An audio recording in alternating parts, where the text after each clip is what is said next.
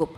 Baik. Itu dulu Bu, Ya, makasih. baik. Saya ingin mengklarifikasi kembali. Jadi ketika sudah selesai, sudah ada apa namanya pengumuman pelunasan, masih ada sisa nih Pak tambahan.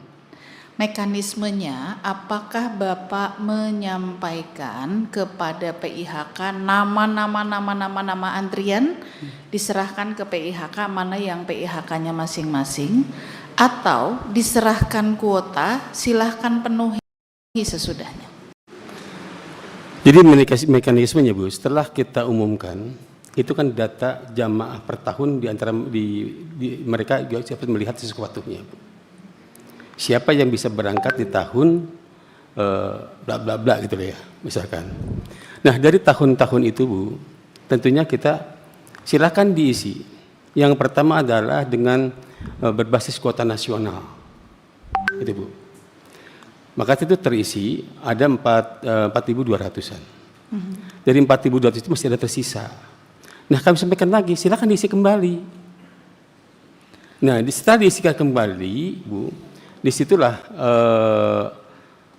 ada yang mengusulkan tentunya di tahun-tahun berikutnya. Tetapi pada akhirnya kuota kita masih tersisa.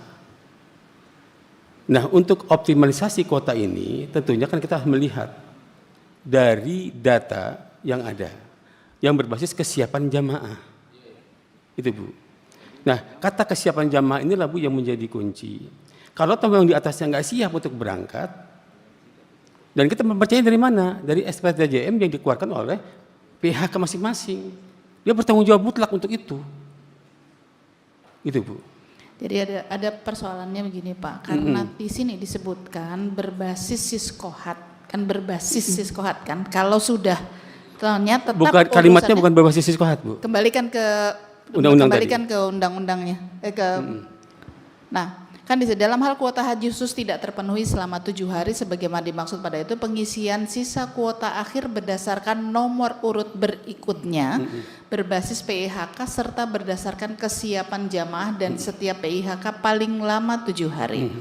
Berdasarkan nomor urut, kalau kita melihat bahwa ketika berbasis PIHK maka tentu ada persoalan. Pertama, berbasis PIHK itu ada PIHK yang kuotanya besar, sehingga kemudian nomor-nomor urut itu akan bisa lebih mudah ditarik ke depan dengan jumlah yang besar. Katakanlah saya PIHK, yang mendaftar ke saya ada 5.000.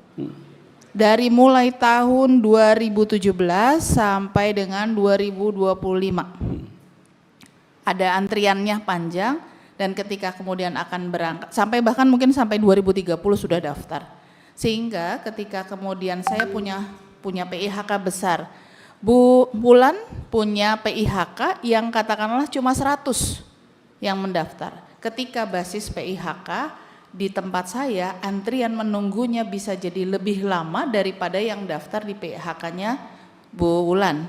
Artinya ketika itu yang tadi sama Pak John Kennedy sampaikan buat apa di siskohat itu jadi kelihatan ketidakadilannya untuk urutan berikutnya itu, ya kan? Misalnya yang antri di saya bisa ada yang sampai lebih dari 7 tahun, bisa jadi 8 tahun. Di Bu Wulan bisa karena jumlahnya cuma sedikit, jadi dia lebih cepat, misalnya 4 tahun, 5 tahun.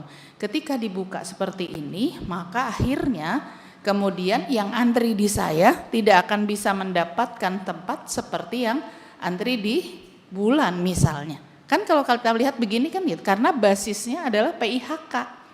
Sehingga itu akan menimbulkan pertanyaan jamaah, buat apa saya antri lebih banyak tapi ternyata basisnya adalah PIHK. Karena memang undang-undangnya seperti itu Bu. Sekarang menurut Bapak, Iya. sekarang menurut undang-undang begitu Iya, kan? iya. Adakah di situ keadilan?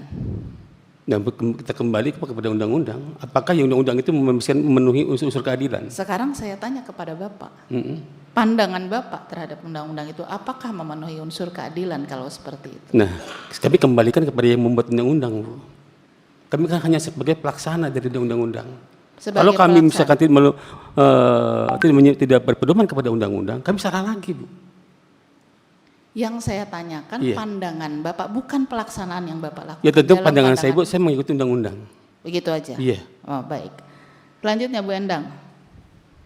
Ya, terima kasih.